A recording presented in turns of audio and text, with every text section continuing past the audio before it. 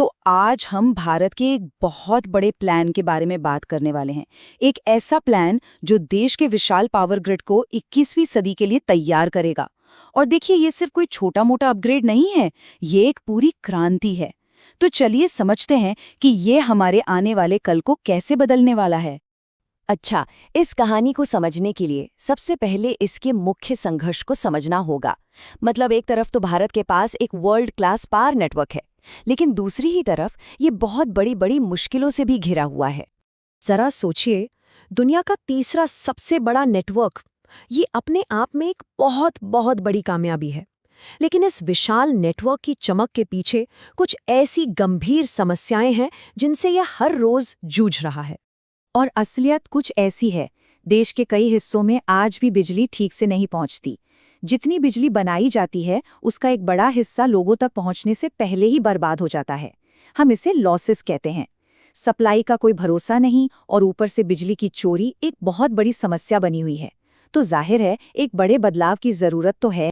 तो फिर सवाल ये उठता है कि इतने विशाल और पेचीदा सिस्टम को आखिर ठीक कैसे किया जाए?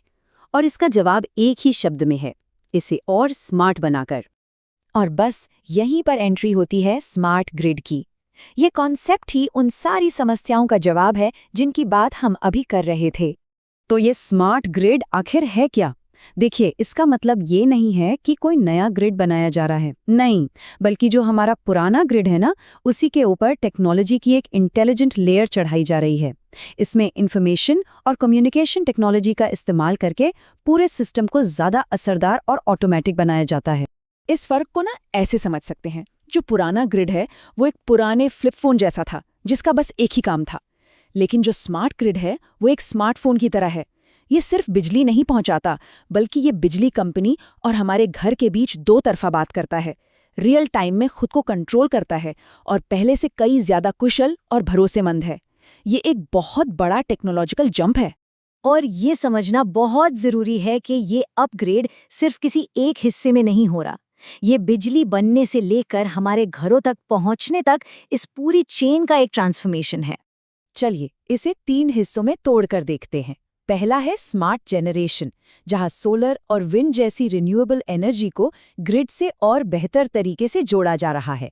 दूसरा, स्मार्ट ट्रांसमिशन, जहां पावर के इन हाईवे पर रियल टाइम में नजर रखी जाती है ताकि पावर का बहाव सही बना रहे। और तीसरा, जो शायद सबसे अहम है, वो है स्मार्ट डिस्ट्रीब्यूशन। यहाँ एडवांस्ड मीटर लगाकर चोरी और बर्बादी को रोका जाता है। और यही असली मुद्दा है। सबसे ज्यादा दिक्कतें बिजली के डिस्ट्रीब्यूशन में ही हैं। सबसे ज्यादा बिजली की बर्बादी और पैसों का नुकसान यही होता है। इसीलिए स्मार्ट ग्रिड का सबसे ज्यादा फोकस इसी एरिया को सुधारने पर है।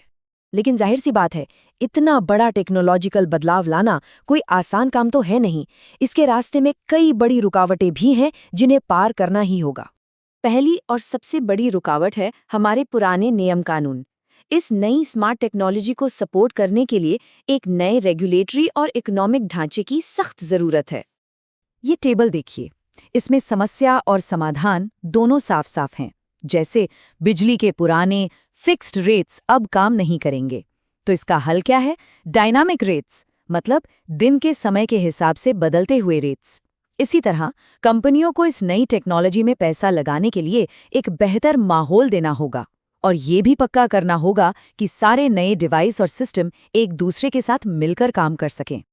अब आते हैं दूसरी बड़ी बाधा पर, जो शायद पहले से भी ज्यादा गंभीर है, और वो है साइबर सिक्योरिटी। सोचिए, जब हम पूरे पावर ग्रिड को इंटरनेट से जोड़ देंगे तो ये हैकर्स के लिए एक बहुत बड़ा टारगेट बन जाएगा। एक कामयाब साइबर हमला पूरे के पूरे ग्रिड को ठप कर सकता है, और उसके नतीजे कितने खतरनाक हो सकते हैं, इसका अंदाजा लगाना भी मुश्किल है। ये कुछ असली खतरे हैं। हैकर्स जानबूझकर किसी पूरे शहर की बिजली काट सकते हैं, वो लोगों का पर्सनल डेटा या फिर बिजली ही चुरा सकते हैं, ग्रिड के महंगे उपकरणों को खराब कर सकते हैं, या फिर हमारी निजी जानकारियों में सेंध लगा सकते हैं। इसीलिए एक बहुत मजबूत डिजिटल शील्ड बनाना सबसे जरूरी कामों में से एक है। तो इन सब चुनौतियों के बावजूद भारत आखिर आगे कैसे बढ़ रहा है? खैर, अच्छी खबर ये है कि इन समस्याओं से निपटने के लिए बहुत ही ठोस कदम उठाए जा रहे हैं। सरकार ने इस पूरे ट्रांसफॉर्मेशन को एक सही दिशा देने के लिए कई खास संस्थाएं बनाई हैं, जैसे कि India smart grid task force और इंडिया स्मार्ट ग्रिड फोरम। यही संस्थाएं इस मिशन को लीड कर रही हैं और सारी जानकारी एक जगह मिल सके, इसके लिए एक नॉलेज पोर्टल भी शुरू किया गया है। इन ग्रुप्स का काम सिर्फ सलाह देना नहीं है, बल्कि ये इस पूरे नेशनल प्रोजेक्ट के लिए एक मुकम्मल रोड मैप तैयार कर रहे हैं। इसमें पॉलिसी कैसी होगी, टेक्नोलॉजी के स्टैंडर्ड्स क्या होंगे और शुरुआती पायलट प्रोजेक्ट्स कैसे होंगे, ये सब शामिल है। मतलब ये एक बहुत ही सोचा समझा और मुनज़्ज़म तरीका है। कुल मिलाकर भारत का पावर ग्रिड एक बहुत बड़े बदलाव की दहलीज पर खड़ा है। हाँ, ये रास्ता चुनौतियों से भरा है, लेकिन हर एक स्मार्ट फैसला देश को एक ज़्यादा बेहतर, भरोसेमंद और सस्टेनेबल एनर्जी फ्यूचर की तरफ ले जा रहा है। और आखिर में हम इसी सवाल पर आके रुकते हैं, क्या टेक्नोलॉजी का ये बड़ा अपग्रेड भारत की असली ऊर्जा क्षमता को पूरी तरह से उजागर कर पाएगा? जवाब तो खैर भविष्य ही देगा, लेकिन एक स्मार्ट और मजबूत शुरुआत वो तो हो ही चुकी है।